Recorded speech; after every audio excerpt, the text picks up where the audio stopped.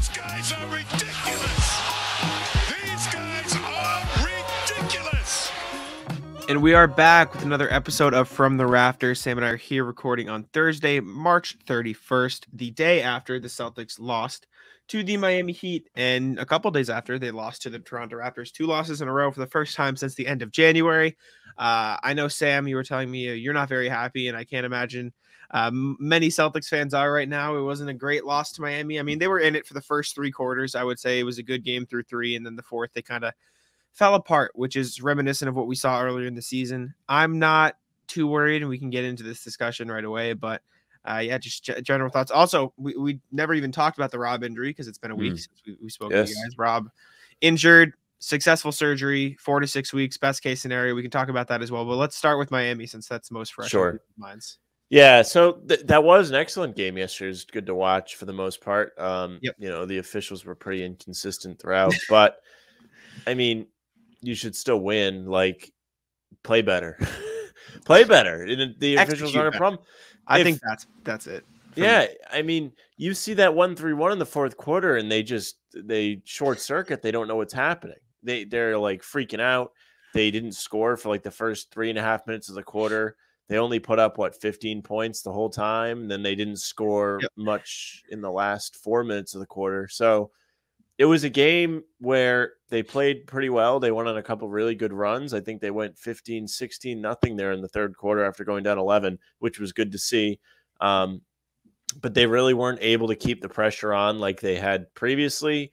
I'm not completely sure you should chalk that up to Rob not being there. I think just Miami was a good team yesterday. In part, like the rebounding, you could tell was affected because of Rob. They should have won regardless, but like I didn't even think the rebounding did not stick out to me too much. There was a couple late in the fourth where they got it, which you don't want to see. But I also saw a tweet and it was like, no shot Dwayne Dedmon makes these layups if Rob is That's also very true.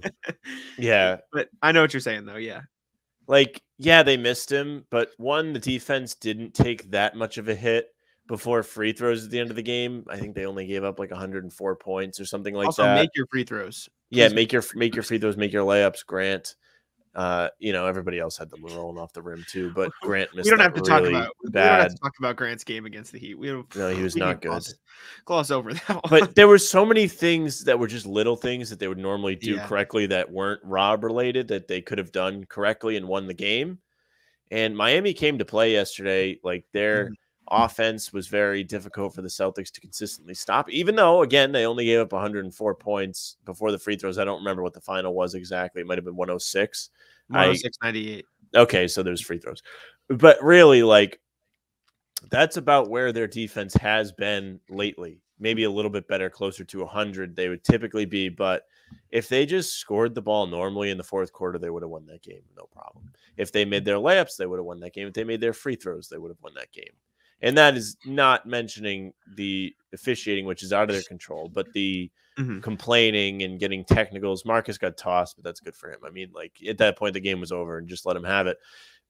But like you're in control of all of that. You're in control of how you let it affect you. And they did. It looked like an early season game last night. It looked like a team that played well for 3 quarters. The fourth came along and they didn't make it across the finish line. The only thing that I kind of can say is like a silver lining to that fourth is like that's a defense I don't think they've seen this year. Now, these are professional basketball players. They have all played against a 1-3-1 at some point in their lives. But it's not something I'd imagine Ime Udoka has a bunch of stuff drawn up for. And I'm sure going forward they will be better, which is the theme that came out of all those press conferences after the game was, hey, we're going to work to be better. We're going to, learn from this, that, the other, which I think is good. And I contend they should have won both these games this week. Before the Toronto game, I would have told you I didn't really care, which I did. And then they were there and they should have won and they didn't. So I was frustrated. And then the same thing happened yesterday, except they should have won that game from the jump. There was a couple of opportunities they had, to really break it open. I don't think it ever really got past like 7, the lead. Toronto? No, this is Miami. Okay, yeah, got you. Last night, I don't think it really got past 7 points. So they could have been better when they were on the runs, and they would give up a 3, and then the game would get close again. In defense, Miami did not quit. Like there was a couple possessions there, of course, where like it was like, geez, man, they really just won't let up. Like, just like, come on, just go away, go away. I was surprised that wasn't a more negative rant from you, Sam. I'm happy that we're not too down in the dumps about the Celtics. Well, I mean, what do you want me to say? I really don't want to. I want to separate Rob being out from them losing, because I think there is a difference. There is a difference. I don't think they lost the game yesterday solely because Rob was out, and I don't think Rob being out is going to make it so they can't win basketball games anymore. And I think if you're thinking that, it's just a lame excuse. I think it might make it slightly harder. It's harder for sure. They just have to approach it differently is the harder part. And Rob is a big part of the team. Can't downplay I will say, in the past, the Celtics team, the biggest theme of the Celtics season for me is, and I don't exactly know how to phrase this, everything needs to be right for them to be at their best, if that makes sense. Like, if one player is out, they kind of are in shambles. If the defense throws one slight thing at them that makes them change, they kind of just go to shit. Like, that's the one major flaw, and it is a big reason why they lost that Heat game. Rob was out, and it was their first game with the full roster and without Rob. And that Toronto game, I think you can kind of look at as a trap game for the Raptors, as in, like, the Celtics were obviously hungry, wanting to prove themselves because they didn't have their stars, blah, blah, blah. But that Heat game was the first real test without Rob. And I don't want to say they failed the test, because that seems a little harsh considering how they played through the first three quarters. They failed the fourth quarter. Like, they lost all composure. They reverted back to some poor forms of offense. But we talked about this on the last show. They haven't had many close games, realistically speaking. And they said this in the post-game pressers too. They've been blowing teams out. And Udoka said after the game, he said, I think this is a good thing because it teaches the guys, you're not going to win every game by 20 points. And although you would have liked to see them win to prove that they can win those games, it's better to get this sort of game in now rather than in the playoffs, right? You want these learning experiences, and Celtics fans ever going to say, oh, learning is no moral victories, learning experiences. And Tatum even said it, right? There are no moral victories. You either win or you lose, but that doesn't mean you can't learn something from the loss, which is perfectly put. Like, shout out Tatum for saying it that way. The Celtics can learn from this game and learn how to improve. They can learn how to play better against the zone. Like you said, they can learn how to better close out with no Rob. They can learn how to better defend the rim without Rob. It's all about learning from here on out. And I will say, for their first official game, because I don't count the Raptors because everyone was hurt, without Rob, Miami's about as tough as it gets. Outside of maybe the Suns or like the Grizzlies, Miami's is about as tough an opponent as you could possibly face. And it's not like they got blown out, right? They lost by quote unquote 8 points, right? Like it was a close game throughout. Anyone who watched it knows that was free throws, and it sucks they lost. I'm not like giving excuses. They lost. They should have won the game. Played poorly down the stretch and wholeheartedly lost the game. Yes, yeah, and there's no excuse, right? You should have executed better. But now that you have that experience, you can take it into the playoffs and moving forward. And I'm sure, like you said, Udoka's going to drop a bunch of game plans for the zone. He's going to adjust for later on in the game. Tatum seemed like he's ready to learn from it. I'm not worried at all. I'm happy, and it's not like they didn't get blown out by the Pacers, right? Like, this isn't 2 months ago when we were panicking about that. They kept it close, went to OT against the Raptors, with none of their 4 of their 5 starters were out, and then they kept it close against Miami, and they fell apart because they couldn't keep their composure in the fourth quarter, and that sucks. It's something you worry about because the Celtics this season have not been great in close games. But it is something moving forward that they can work on, and getting it out of the way now is something they can continue to work on because they haven't had that sort of game in a long time. So I think that's really, really good for them. And the officiating, by the way, Udoka said he went up to the refs after the game and said, yeah, I just told him we'd like some more consistency, and which is good. It's good that he talked to them, and I'm glad Marcus got thrown out. I heard I watched the ESPN broadcast because it's a little bit ahead, and I didn't want to be behind in the game because that annoys me. And they were saying, like, I don't understand why players get cheered for getting thrown out. I was like, come on, Jeff Van Gundy, you know why he's getting cheered. Let's not be, because the officiating was horrible, and he let him know. And mind you, he's getting fined for that. He's not just. I mean, listen, like, I don't know, what is it, 25,000, 50,000 he gets fined, but like that's still like a lot of money to us. It's regular. That's people. A lot of money. That's a lot of money to throw away on an ejection. Yeah. So. And the officiating, by the way, it was bad. Sam, me notoriously, I very rarely. I don't either. I very rarely will complain about the refs. I know, like, you can't call those late in the game, but if you're going to call body contact for fouls, Max Strus fouled every single player he blocked. Every single one. If we're calling, oh, he got him down low, but he clean block up top, then those are all fouls. It was body-to-body contact all the way down, if we're going to call it that way.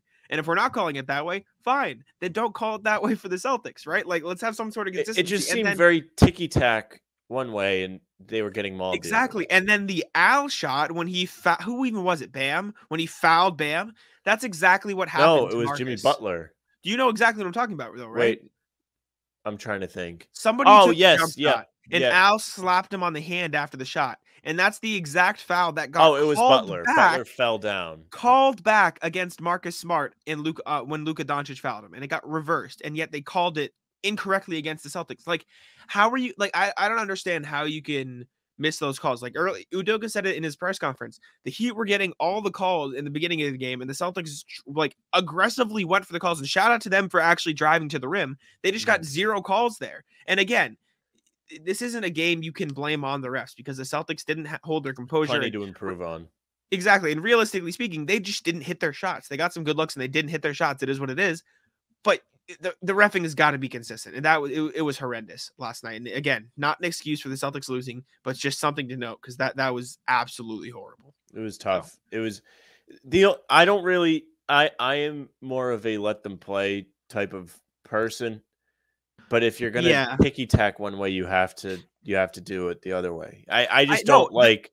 You know me. I hate the fouls on jump shots. Yeah, the one they gave Jimmy Butler was egregious. Ridiculous. They gave Lowry a call. He falls down all the time, and they were getting all the little like ticky tack stuff, and guys are getting mauled the other way, and they're not calling it. It seems like they're going out of their way to make calls. Like the Tatum charge at the end was bad. Oh. Tatum charge was one of the worst ones. Max Strus was so blatantly moving backwards and falling backwards. But if he's moving backwards, then he's really not getting in Tatum's way. Like that's probably why it didn't get overturned. Like he's not like throwing his body at Tatum. He's like just moving backwards as Tatum moves forward. He just like tripped him. I don't know. I don't think that's a charge. But by whatever the rules are, that's probably why they didn't change. Yeah, no, I'm saying I blame Tatum on that one because he extended his arm. He's got to stop doing that. He does that way too much, the arm extend, because they're going to call it. What I was laughing about, out of all the players who got screwed last night, all of them complained except the player who got screwed the most. Derek White got so unbelievably screwed. He got slapped in the face. PJ Tucker ran him over and hooked his arm, and Derek White got called for the foul. He didn't get any calls at the rim when he was getting mauled, and then he doesn't complain, which is how the Celtics should be in general. But he get the worst whistle last night. Brown and Tatum didn't get any calls. Sure, Marcus Smart could have gotten a couple at the rim. Max Strus, I mean, I'm sorry, he's not that guy. Like, I love Max Strus and the way he plays, but those were fouls on the body. I'm sorry, and that was not a charge.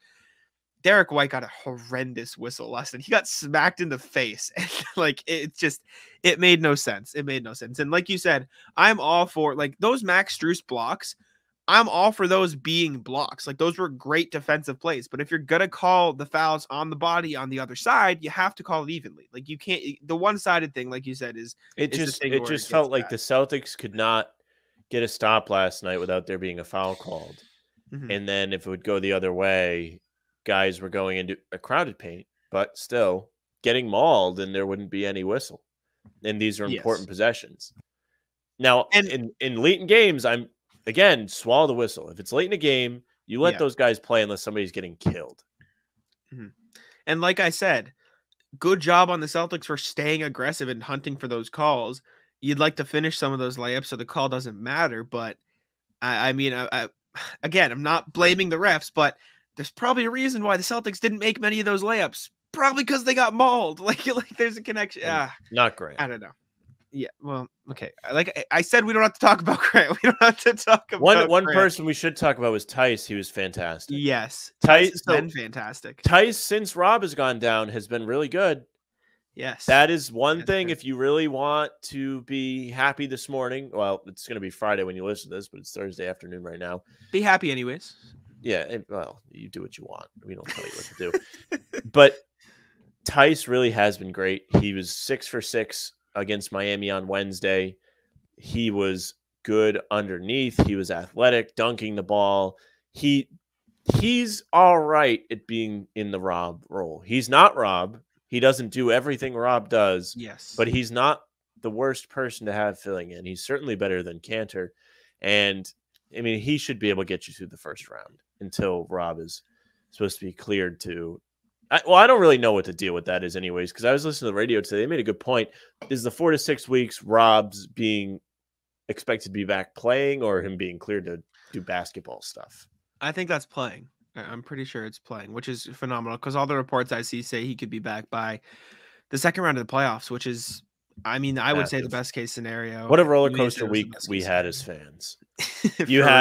It starts Sunday because we haven't recorded since last week. It starts Sunday. They play Minnesota, and we know they win. They go into first. If Philly loses, they win the game. Philly does lose. Philly does lose, and then you find out. I mean, when Rob went out and he wasn't expected to return, and then they were talking about a post game, I kind of got the vibe that they knew something was really wrong. I think you did too. But people kind of were downplaying it on Twitter. I did not get it. I was like, I don't know why. Like, no one's talking about this, and I don't know why. Like, I'm not feeling good tonight despite the standings or whatever. Then the next day, it obviously comes out he's torn his meniscus. So we're all sitting here. You've got the Twitter doctors coming out with their diagnosis without seeing any scans or anything and what they think. And then we find out Wednesday, right early in the day before that game, that Rob 4 to 6 weeks, easy surgery, and the surgery was decided on by the doctors and him. The team was not involved, so he was not like rushed back. You have to be pretty excited for that. It's good. It's the best news you could get probably from that. There are a lot of skeptics though. People not think he's going to come back and be effective. Yeah, no, I mean, it's about the best news you could possibly ask for from the Celtics perspective. And like you said, the Celtics team had no effect on the surgery he chose. If Rob wanted the shorter one so he could come back, that's great. I mean, just because it shows he wants to be back. Obviously, you want him to be healthy long-term because he's a big part of the team's future. But I'm hyped. I think the Celtics can still make a serious run this year, especially when he gets back. I think Tice is going to hold it down really well. He's played well against the Raptors and the Heat. Celtics just got to figure out how to close out in the clutch, and I think they'll be probably one of the best teams. And the question is now, because with the loss, if the Celtics had beat the Heat on Wednesday night, they would have been first place in the East. But now they lost, and now they're 2 games back of the Heat in 4th place, which is fine. I'm not like complaining, saying that's a terrible thing. Do you think it's at this point, and obviously, hindsight's 2020, we've been talking about just win as many games as possible. I'm not saying the Celtics should lose. I still think they should win as many games as possible. But now that they don't control their own destiny in terms of the standings, would you rather just see them get 3-4, avoid Brooklyn completely in the first round? Yeah, probably. But I don't want them to tank games. I just think that's how it's going to end up. So that's what you should probably prepare for. I don't think they're going to go out there and try and lose. I think they need to really utilize these last 5 games as a tune-up for the playoffs. You have a big shakeup in your lineup with Rob not being there. He's a big part of your defense, big part of your offense in terms of being a safety valve. Makes it easier for all the other guys that do the main scoring. You need to get used to playing without him. You could see that they struggled without him last night. There were parts of it they could have used him. Doesn't mean they lost the game because he wasn't there or whatever, but it's an adjustment. It's still an adjustment. You need to get as adjusted as you can before the playoffs start because you need to get through those rounds if you want him to play for you again this year. Yeah. Yeah, and I guess from that perspective, if you can avoid Brooklyn round 1, get them round 2, Rob is back for round 2, that's the best case scenario because now it's shifted from round 1, get him out of the way, to just survive round 1 without Rob, get Rob back. I have to pull up the schedule and the standings and stuff for today because I don't really know. I didn't look last night. I don't know. Did Brooklyn play? No, they didn't play last night. No, they did not play. They did not play last night. Last I checked, they're a game up on Charlotte, who has the tiebreaker. So should they be tied, Charlotte will become 8. Brooklyn plays tonight. They play Milwaukee. Bucks. Yes, okay. Big game. So who do we want to win that game? Who do we want to win? Who do we think? Celtics fans. Who should Celtics fans want to win? Well, here's the thing. It's tough. No, here you go. Ready? Okay. So you've got Miami, 1 game above Milwaukee. Milwaukee, 1 game above Philadelphia and Boston. So Celtics are tied in theory for third, even though the win percentages are different. I don't really know how the tiebreaker works there, but regardless, And Philly plays Detroit tonight, so we can root for Cade Cunningham. Okay. Well, regardless, yeah, there's that. Now, looking in the play-in, this is where, to me, you can really. I mean, you can't because it's the friggin' play-in and it's going to be shaken up, but you can get the most information about who they're going to play. Brooklyn, 8.5 games back of first. Charlotte, 9 games back of first. So if Brooklyn loses today, they will drop to 9. Atlanta is 9.5 games back. Atlanta, I believe, plays Cleveland. They played last tonight. night, and they played Cleveland tonight. Yes, Cleveland, bums. Okay, so I don't really know the tiebreaker between those two teams, between Atlanta and Atlanta, Brooklyn. But I mean, Brooklyn could potentially be 10th by the end of the night, which would mean nothing. It could mean absolutely nothing. They'd all be tied. But if they're 10th, they have to win 2 games to even become 8th. Atlanta has the tiebreaker. They do. So if Atlanta wins and Brooklyn loses tonight, Brooklyn will be 10 and they will not be 8. I'd say if you're the Celtics, as of now, you are rooting for Brooklyn to lose every single game because you are only a game back of second place. You play Milwaukee again. So if you really want it, you control that and you have the tiebreaker. Should Brooklyn fall below 8, they can only be 8 if they get in the playoffs. You will not play them if you are 2. There's still, I don't know what. Or 5? 3, right? Or 3. Well, what I mean is in round 1. I'm just thinking about the first round. Well, if they get 2 or 3, they wouldn't have to face them in first or second round, right? Yeah, but if you get 2 or 3, you're probably going to have to play Milwaukee or Philly. In the second round, yeah, but who would you rather play? See, like last time we recorded, you were not scared of Brooklyn. Now Brooklyn's full strength, though. Well, last time we recorded, they were. No, they weren't. Yes, they were. We knew that. Yeah, because I was complaining about it. I was complaining that the dude had no backbone. I don't think I was adamantly saying I'd rather play Brooklyn than either of those two. And I think I remember what I said. What I remember said, there's no other player in the playoffs who scares me more than that is true. I agreed.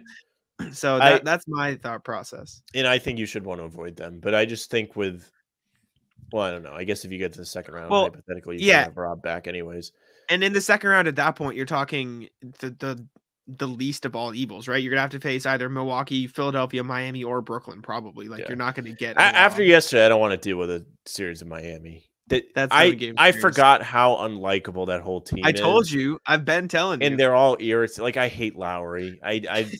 I'm starting to dislike Bam just because he's annoying. Hero's annoying. All those guys are just Spoelstra's annoying. I would love if they imploded. They very well could. But yes, the long-winded answer is tonight I guess you kind of want Milwaukee to win tonight. Which is weird because you want that second seed, but I think you can take that 3 seed from Philly. I think they're not going to finish 4th. That's my hypothesis. Is I think 1, 2, or 3? 2 or 3. I don't know if they're going to catch Miami either. What's Miami's schedule the rest of the year? Let me take a look real quick. If it will let me look at Miami's schedule the rest of the year. They need to get rid of the play-in. I'm sorry. Now I will say this. With how tight it is in the East, and if they're all tied, like they would be after today, there should be. But like in the West, my thing is they should do. I saw this in an article today for Hoops Habit. Shout out Mason. They need to do what they did in the bubble, where if you are within 4 games of the 7 seed or something, then there is a play-in. But if not, then you're not. Do you know what I'm saying? I feel like that is the way to fix this scenario.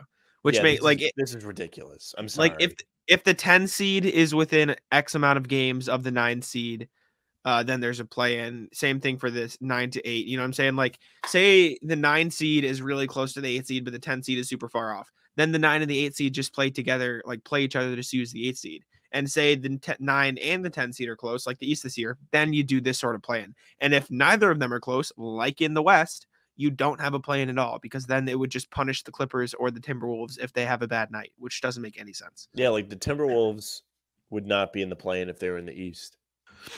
Yeah, which is it's crazy. I think I like the play-in for entertainment purposes, but I also understand the notion that like it's ridiculous when teams like the Spurs and the Heat I and the hate it, Lakers and go I that think far. the games are meaningless because you're just like it's like you're battling to go to the slaughterhouse. Like, all right, congratulations, you get to play. Well, Phoenix. unless you're Brooklyn, you know what I'm saying? Like, except Brooklyn for this year, that's a rare example. Like and the in the Timberwolves. West. I don't think the Timberwolves are going to get slaughtered. So you think they play Phoenix, they'll win? I don't think they'll win, but I think it'll be 5 or 6. Well, there you go. Okay, 5 well, games is still like the slaughterhouse. Like it's nothing. I mean, the Celtics took Brooklyn 5 games last year without Jaylen Brown. Like, congrats. I don't think it'll be a slaughterhouse. I think games will be close. But if Minnesota wins, then they play Memphis. They don't have to play put Phoenix. it this way. Put it this way. Minnesota versus Phoenix versus Los Angeles versus Phoenix is very, very, very different, is my point. Okay, yeah. But that's not what it is. That's really not the situation. The situation that I'm complaining about is the Pelicans or the Lakers. If they win 2 games, then their reward is to go play Phoenix. Congratulations. Yes. Okay. I understand what you're saying. I agree with that. Also, Miami's schedule doubling back is not too hot here on out, so it's looking like they could storm Chicago, Toronto, Charlotte, Atlanta, Orlando. So Chicago sucks, man. Toronto's real good though. Toronto's hot. They could pull off something. I'm not convinced Toronto's that good. I'm not. They had to go to overtime and had Siakam score 40 for them to beat the bench. I know. They're not like a top team. They're flawed. Like I think Scotty Barnes is a good player. Like I'm not discounting him. I think fine. Toronto is directly in the tier below the top 5 teams in the East, which I know isn't saying much. Like I'm not sitting here saying they're on the same level as the Celtics, Sixers, Heat. I'm just saying like they're a tough team and they're the type of team I wouldn't want to play in a 7-game series. Not that I don't think the Celtics would win. I just think it would be a pain in the ass. No, I don't want to look at Nick Nurse hold his mouth open for 7 games. My main point being I'd rather play either Chicago or Cleveland than Toronto, which is not saying much, I know, but that's just the point. I put them a tier above those 2 guys, which Chicago, by the way, is in danger of losing the 5 seed, which is kind of crazy when you think about it. It's 1 game, right, between the 2? They're tied. They're in a virtual tie. Yeah. Chicago is in shambles, man. No bueno. See, now that really makes things interesting. Mm-hmm. And Cleveland's 2 games back. Cleveland's going to be stuck in that play-in, I think. So. Oh, Cleveland's in the play-in. Cleveland? The question is, does Cleveland get out of the play-in? No. You think Cleveland loses to Charlotte or Atlanta? Yes. Wow, that sucks, man. That's just, and I know you don't care because it's not the Celtics, but like, don't care. It sucks for the Cavs. Like, just putting yourself in their shoes, like they were so good, and the only reason that they aren't still a top 6 team in the East is because they got screwed with injuries. And I'll stand by that. I know the pain. Yeah, exactly. So you should empathize a little bit more, Sam. They must have poached some training staff members from the Celtics. That's what I say. Oh, man. What about the Knicks, though? How about them Knicks? Who could have told you that they wouldn't be good? Bing bong. Clowns. And also Randall like wants to shoot his way out of town. Yeah. You're not good. First of all, nobody should be able to shoot their way out of town, but he's not good enough to shoot his way out of town. He makes a lot of money and he's a bum. Like nobody wants your deal, brother. You're bad. Saw those reports? And you have a bad attitude and your team sucks and you disappear in the playoffs. The one time you played in the playoffs. Reports are he's trying to pull a James Harden thing. They won the other night against the Bulls, and he got the last rebound, threw the ball at the refs, and walked off the court while his team celebrated the win. He's just like he's so cool. He's there's reports that that guy must have like 3 championships, and like he knows a regular season win is nothing. There have been reports that he's like getting dressed in other parts of the locker room, like avoiding his teammate. There's like, nothing wrong with being shy. There's not. So what I'm gonna make of that is Julius sometimes you Randle, gotta pee in the stall. So let me frame this for you, Sam, and I'm gonna ask you to take the green glasses off for a second. We're just gonna think about some lesser teams in the NBA. I know we're just gonna think Julius Randle for Russell Westbrook. If you're who? Both. I'm asking from both perspectives. I mean, I both guess. of them disaster situations. I'm not sure Randle really fits with the Lakers. Okay, but does Russell Westbrook fit with the Lakers? No, but at the same time, like, I think Randle really doesn't fit with the Lakers. Like, I know. I think if you're, well, I don't know the length of the contracts, but I think if you're the Knicks, like, you get the better end of that deal because, like, I still think Westbrook sucks. Don't get me wrong, but if he's by himself, he can be more effective than having to be somebody's sidekick. I agree. So, like, the Knicks might actually like be a little bit competitive and get. I think that Westbrook would look more like the Wizards Westbrook, which still, again, it wasn't like he was too. Like, congratulations, 8th seed, got bounced. But Tatum much better. 50 on him. But much better is my point. Yes. How long is the Randle contract? Let me look up Knicks payroll. It might only be like 1 or 2 more years, but and he's bad. And he's a prick, and he's been a prick. I'll never forget when he was supposed to have a workout with the Celtics and he skipped it before he got drafted. Would you like to hear the contract, Sam? It's like $30 million. He gets 23.7 next year. 25.6 in 23-24, 27.5 in 24-25, and then a 29.4 player option in 25-26. See, maybe let's see which team should go after Randle. Maybe if I'm no, seriously, like maybe if I'm Detroit. If I'm like Orlando, I'll go after him because nobody goes to their games, so it'll be closer to like when COVID was a thing and there was no one in the arenas and he was playing well. Once there's people there, he gets stage fright. No, legitimately, it's the same thing with like getting dressed. He gets stage fright. It's the same thing. He doesn't like people. The only potentially, I'm not saying it would be good. The only potentially good situation I could see Randle fitting into is Portland, because he wouldn't have to be the first option, but he could still get a decent amount of shots because he would be the second option. I can't believe that guy made an All-NBA team. He had a great season last year. He was an MVP candidate, I think, last year. He was phenomenal last year. He's just bad now again. He's like, a role player. That's what he is. One-hit wonder. He's a one-hit wonder. And that's is what it is, man. It's and tough, he's just got a shitty attitude. Like, that's the big. That's the big I just can't imagine. Imagine like going into your job and being like, "Hey, let me go work somewhere." Not your job. Not your job. Your $20 million playing a child's game for a professional sport job, which is like, Jesus. Yeah, like, wow, your life's so hard. You live in a top market. And you get paid millions of dollars. With a franchise that adored you for last season, and then you're just gonna come in and whine at the first sign of bad news. Like the attitude, man, it's tough. And he was great last year, but if I'm the Knicks and the Lakers are down, I trade him for Westbrook, 100%. If I'm the Lakers, I'm not doing that. Oh, I'm not. Let's be honest, Sam. The Lakers are not known for their great decision making. What? Westbrook's only got 1 year left. I think it's 2. Let me double check though, in case I'm foolish.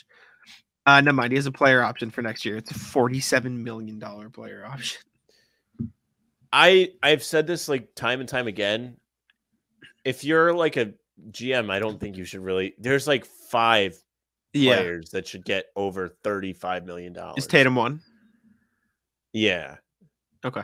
Yeah, so because who are, I know it's definitely a little bit more than 5, and you just made a statement. But who are the players you'd put on that list? I'm just curious. Yeah, it is definitely more than 5. It's more of the situation. It's like you drafted this guy. He's going to be your guy going forward, right? Like I'll make a short list. I'll make a short list. Okay, so we'll say Tatum. I don't think they should pay Brown that much if the time comes. But it's different. It's different if you drafted the player because you have bird rights and you can just pay him however much you want. kind of how That's it works. pretty much the rule. That's the gist of it. It's not good. There's no hard cap for guys that are drafted by your team. No, but it restricts the other money you can spend. Who Obviously. cares? Okay, so I would say Tatum Brown just because of that situation. So you'd give Brown $35 million. But if I'm like another team and like you trade for, or no, if you like signed him, like, I don't know, say like he hurt himself, knock on wood, and then like his contract ended and like they were like, oh, you know, we only want to pay him for like 2 years and he plays like really well, and then they want to extend him. It's a very like, okay, what about Zach LaVine? No, I'm just kidding. They have, but do they have his? First of all, no. But if they have, First of all, no. It's just a different situation. It's hard to say. Okay, then take the bird rights out of it. You're probably like, Sam, you're such a homer. But take the bird rights out of it. Say you are a new expansion franchise. Okay, you can sign any player in the league. Fine.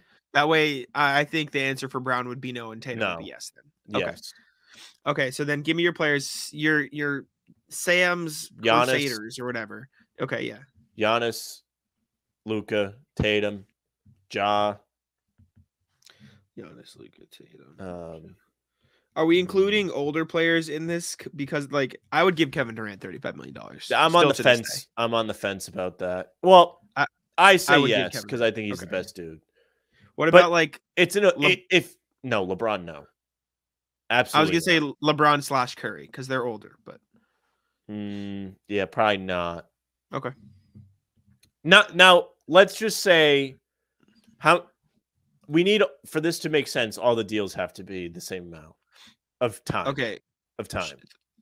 Okay, of time. Because you could pay LeBron or Curry fuck all for 1 year, and it won't matter. You know, let's say 4-year deal. Okay, all right. So how old is? Let's see. KD's like. I would still do it. He's teetering, but yeah, like. Okay. But that should like show you like that's how serious this should be. Like Miami pays Lowry, Butler. Both of those guys are old, and they're getting like Butler's going to be making $50 million. Yep. Are you kidding me? Miami's so lucky that they drafted well, and they have Bam, Hero, Duncan Robinson, Max Strus on a low-level contract, and they can afford to tie up money. Well, with those other guys, they can for now, but in a couple of years, when Max Strus and Gabe Vincent want to get paid, they're going to have to go somewhere else. Yes, but for now it works. For now, they're fine. They are going to be screwed in a year or two, though. I'm telling you, you cannot be paying one guy, and we can continue with the list, that much money unless he's doing it all, or he's your like bona fide number one. He's going to make all-star team. He's going to be an MVP candidate. Like he has to be able to be that guy for your team, or you're not going to be able to put a good team around him and win. And he's not going to be able to help you win. Okay, what did I have? 5 so far? Hold up. Yeah, I'm making a list, and I'll just ask you the players because I feel like that'll probably be easier. Because I have the. I'm finishing up my list right now. I'm looking at some of the. I'm doing mainly younger players because I assume the answer for like James Harden and them would be no. Harden, absolutely not. But this Zion Williamson though, Sam. No, absolutely not. No, I'm not even paying him like 20. I'm like, you need to play basketball before you get a paycheck, brother. I think the only player that is older that I would ask you, Dame, I assume would be no because you value winning. We already talked about this when there was rumors for him to the Celtics, and I was like, you shouldn't go get him because he's going to want a lot of money, and he's going to start to decline. The only older player I'm going to ask you then is Kawhi Leonard. For 4 years? 4 years, $35 million. How old is he? I think he's 31. Kawhi. I say he's 30. He's 30. He's 30. That's tough, but I say no because he keeps getting hurt. Okay. Like how much has Kawhi played in the last 2 years? None, like almost. He played during the playoffs last year and he got hurt. Not much. You are correct. All right. I have a list of players. It obviously trails off a little bit at the end. With some like newer guys that are super young and super like on the up. So I'll start with those guys that I don't think you're going to give them to, but I wanted to put them on the list just in case you feel a certain way. So I'll start with LaMelo Ball. No, probably not. Not yet. The fringe, but you see what I'm saying? How it's like it could be close. I still can't like get past like the thinking of like their current situation. Like, if I'm being honest, the way Charlotte is set up right now, the answer could be yes. One, his contract's not going to be. He's not going to be up for an extension like that for a couple years, But anyways. you just don't put him at that level yet. Where Not yet. Okay, yes. But in their current situation, I wouldn't like laugh at it. Like the whole point of it is like securing him long term, and he'll probably end up being worth it. So it's like Yes, it's it's close. 50-50. Okay, I assume Embiid and Jokic are both yeses. Yes, right? You can pay those guys. Darius Garland, I assume would be no. Nope. Okay. He's getting there. I'll ask you. He's again a in solid player. He's not $35 million solid yet. Right now, I'm telling you yet. Bam Adebayo. I don't think so. I think he's a good player. He was certainly a pain in the ass yesterday. Close. He's on the bubble. In my opinion, the best player on that team. Mm-hmm. Really? Oh yeah, far and away. Okay. At least yesterday he was. Okay. Far and away the best player on that team. I think it's a good take. Okay. Cade Cunningham, I'm assuming is a no. No, not yet. But I'm just I was curious because he is so young and you could think about it. Karl Anthony Towns. No. Okay. No, I mean that team has had him on there for a long time. They're what are they, 7th, and this is a remarkable season for them. Well, put 7 in to give it some context. Like 7th in the West is still like 10 games, 11 games. Let's see. No, they would be 7th in the East too. Okay, but how many games above 500 are there? They are 9. Okay, yeah, so they're a good team. Donovan Mitchell. Yes. Really? Well, now I'm thinking about it. I'm surprised. I'm just thinking of like the current situation. Maybe the answer is no, because that Jazz team has been a juggernaut in the regular season. They don't really. He called them out the other day. He called them out the other day. He's getting ready to put the Celtics green on. Trae Young. I was thinking about this one before you had your list. I'd say probably yeah, because I think he's like a good starting piece for a team, I guess. Like, I don't know.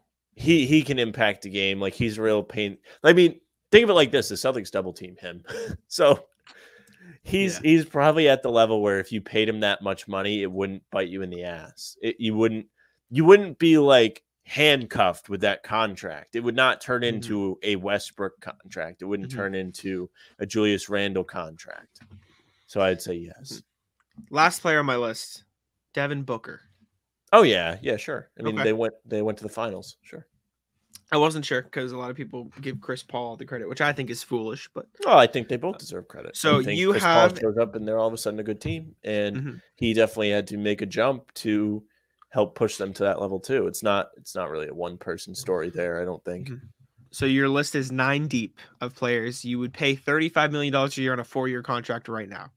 You have 9 players. Your list is Giannis Antetokounmpo, Luka Doncic, Kevin Durant, Ja Morant, Joel Embiid, Nikola Jokic, Devin Booker, Jason Tatum, Trae Young. Yeah, that's probably it.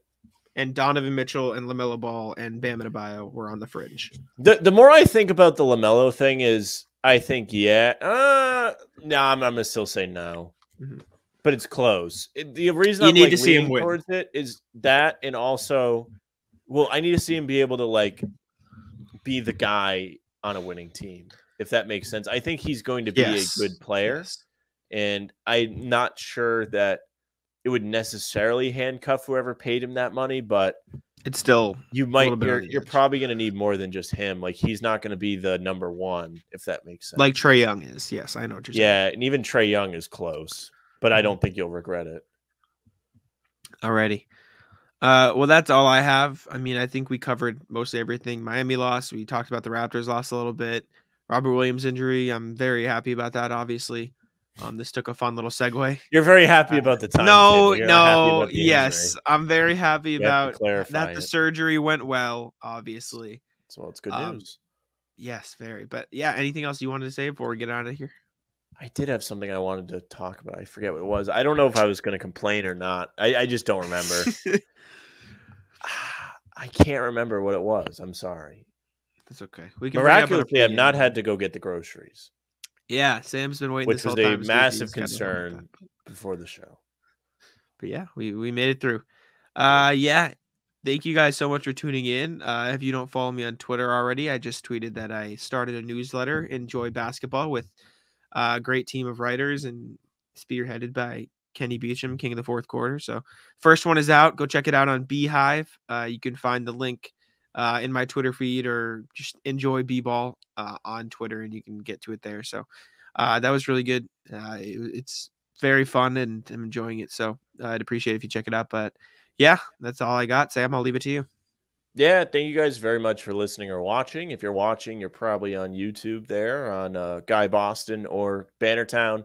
If you're on Guy Boston, you can catch all the pregame streams there as well. It'll be Jack, me, KJ, Tim. 3 of the 4 of us usually are there. Subscribe there. Obviously, subscribe to Bannertown as well. If you're listening on a streaming service, follow the podcast. That way you don't have to wait for Jack to tweet it out and me to quote tweet him to see that it's been released.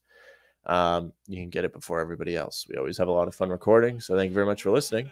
You can follow Jack at Jack Simone NBA. You can follow me at Sam LaFrance NBA. That's our show for today. Tic-tac-toe.